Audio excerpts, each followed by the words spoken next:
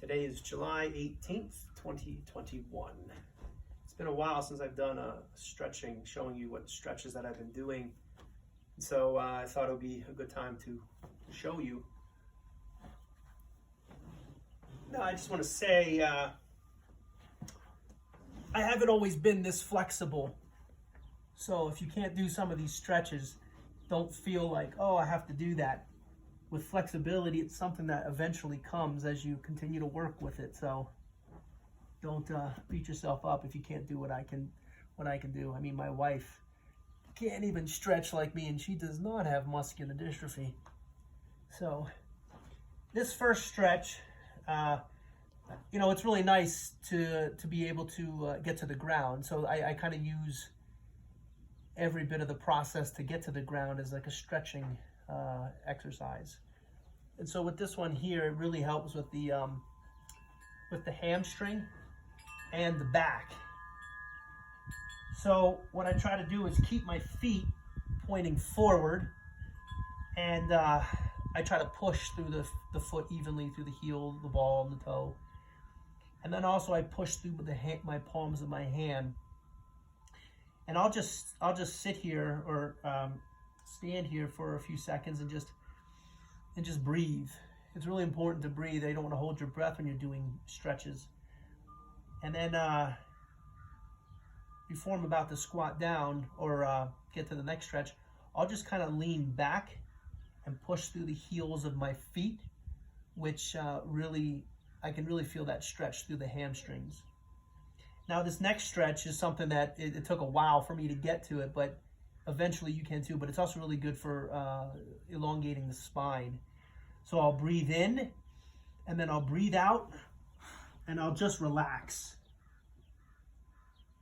And when I'm doing this, I can literally, when I have my head down, I can literally feel my spine just elongating, and I can feel it cracking.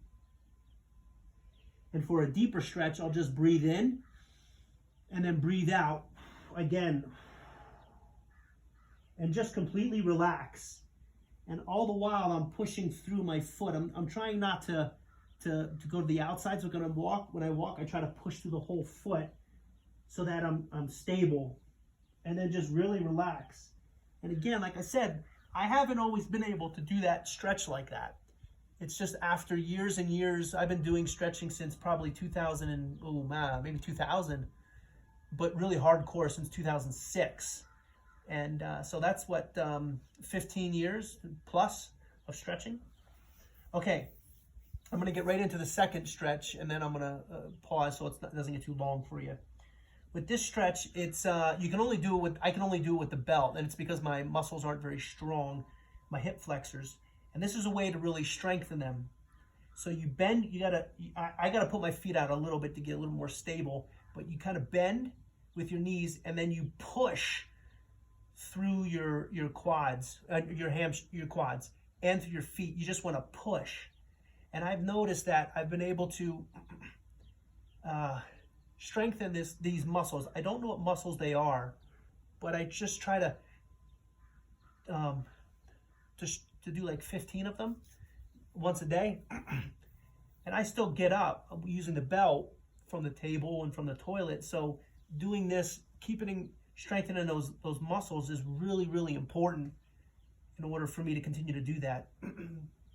And I can't, like I said, if I didn't have a belt on, I would fall to the ground. And then lastly, I just try to come down slowly. And then here is where I really just kind of, I had said in an old video of stretching, I would hold on to my bed frame, and I would just kind of sit back through my feet and my back, but I can't do that anymore because there's nothing here to hold on to. So I'll just sit here and squat back and forth and just stretch out the knees, and then just kind of move slowly. And again, everything that I'm doing, I'm making sure that I'm breathing, that I'm not holding my breath.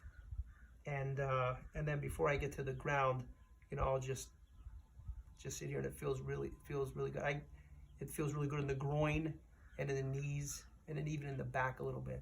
So then this is how I get to the ground, and then we'll stop here. I try to do it controlling so I don't hurt myself. And basically, that's how I get to the ground. So I'll show you some of my other stretches next.